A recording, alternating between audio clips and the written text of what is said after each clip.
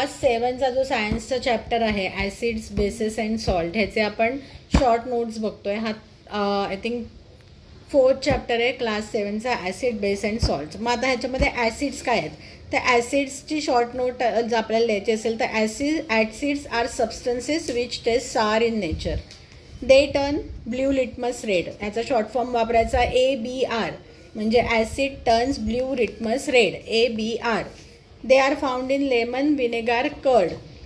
Acids chemical nature is acidic. आणि ॲसिडचे examples काय आहेत. आता हे जे आहे हे आपल्याला लक्षातच ठेवायला लागेल की कुठलं ॲसिड कशात असतं. सो ॲसिडचे एक्झाम्पल्स आहेत acetic acid which is found in vinegar. हे सगळे आपण आपल्या घरात वापरणाऱ्या गोष्टी आहेत.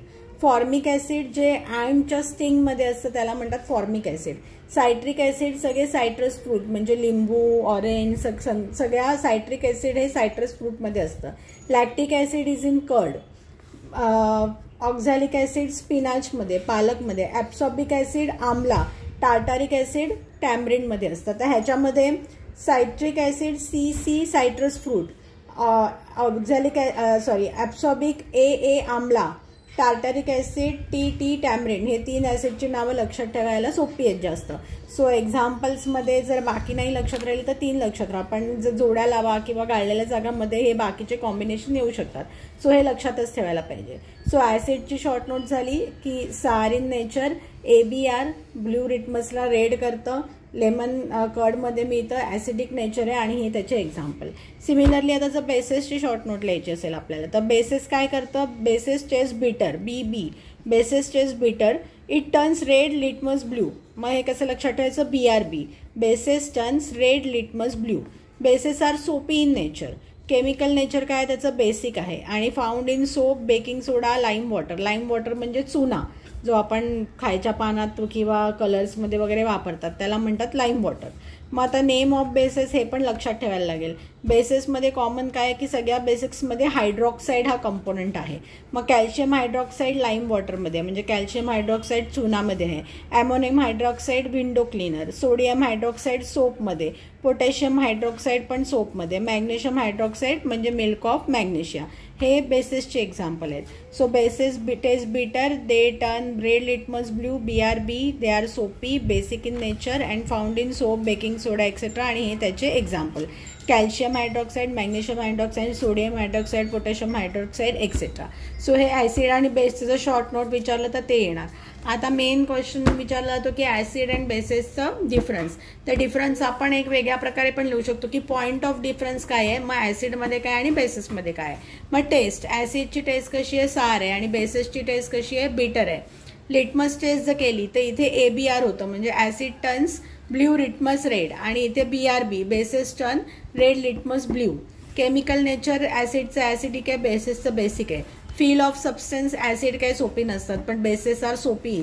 फाउंड इन हे फाउंड होतं लेमन विनेगर कर्डमध्ये. हे फाउंड होतं सोप बेकिंग सोडा लाईम वॉटरमध्ये. ह्याचे एक्झाम्पल्स आहेत acetic acid formic acid citric acid lactic acid. ह्याचे एक्झाम्पल आहेत calcium hydroxide sodium hydroxide etcetera. So हे ॲसिड बेसिसची शॉर्ट नोट झाली. त्याचा डिफरन्स झाला. नेक्स्ट आहे इंडिकेटर्स. तर वॉट आर इंडिकेटर्स. तर indicators change colours in acids and bases. मग they are use to test whether substance is acidic or basic. मग आता कुठले कुठले इंडिकेटर्स आहेत. 4 इंडिकेटर्स आहेत. Litmus turmeric China rose phenolphthalein. Litmus turmeric China rose phenolphthalein. त्याची reaction काय होते. मग व्हॉट इज बिहेवियर किंवा रिॲक्शन इन ॲसिड्स आणि behaviour or reaction in basis. Litmus काय होतं ABR म्हणजे ॲसिडमध्ये ब्ल्यू लिटमस रेड होतो आणि BRB म्हणजे रेड लिटमस ब्ल्यू होतो बेसिसमध्ये. टर्मेरिकचं काय होतं टर्मरिकचा ॲसिडमध्ये काही कलर चेंज होत नाही पण बेसिसमध्ये काय होतं टर्मरिकचा जो येलो कलर आहे तो रेड होतो किंवा ब्राऊन होतो. चायना रोज काय होतं ॲसिडमध्ये पिंक होतं बेसिसमध्ये ग्रीन होतं. आणि फिनॉफ्थॅलिन काय होतं ॲसिडमध्ये कलरलेस राहतं आणि बेसिसमध्ये पिंक राहतं. याचा उच्चार करायचा आहे फिनॉफ्थॅलिन. फिनॉल्फथॅलिन. आता वॉट आर न्यूट्रल सबस्टन्स म्हणजे न्यूट्रल म्हणजे they are neither acidic nor basic. Example काय water. Salt solution, sugar solution, हे सगळे न्यूट्रल आहेत. मग आता न्यूट्रलायझेशन रिॲक्शन जे एक्सप्लेन करायला सांगितली, न्यूट्रलायझेशन रिॲक्शनची शॉर्ट नोट, तर आपण पहिले हे इक्वेशन लिहू शकतो. Acid plus bases equal to salt plus water आणि हीट इज इव्हॉल्व. मग आता हे एक्सप्लेन करताना reaction between acids and bases is called as a neutralisation. It produces salt and water and releases heat, असं याचं definition येणार. Reaction between acid and bases is called as a neutralization reaction. It releases salt and water and evolves heat. आता मग ह्याचं example आहे.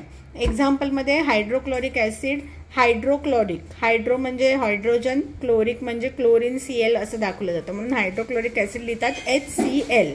आणि sodium hydroxide, sodium म्हणजे Na असतं आणि हायड्रो आणि साईड म्हणजे हायड्रोजन पण आणि ऑक्सिजन पण आहे, ते NaOH असं लिहितात.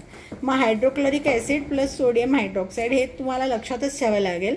म्हणजे HCl प्लस NaOHला काय होतं, आता हा जो Cl आहे हा Na जाऊन मिळतो आणि बनतं NaCl म्हणजे सोडियम क्लोराईड. सोडियम क्लोराईड म्हणजेच काय, सॉल्ट आहे, मीठ आहे, जे आपण रोजच्या जेवणात वापरतो, त्याचं कंपोजिशनला NaCl म्हणतात. आणि इथे हायड्रोजन राहिले 2 आणि ऑक्सिजन राहिला 1, सो H2O म्हणजे वॉटर. म्हणजेच काय, हे ॲसिड आहे, हे बेस आहे, ह्याच्या रिॲक्शनमध्ये सॉल्ट आणि वॉटर रिलीज झालं म्हणजे बनलं ह्याच्या रिॲक्शनने.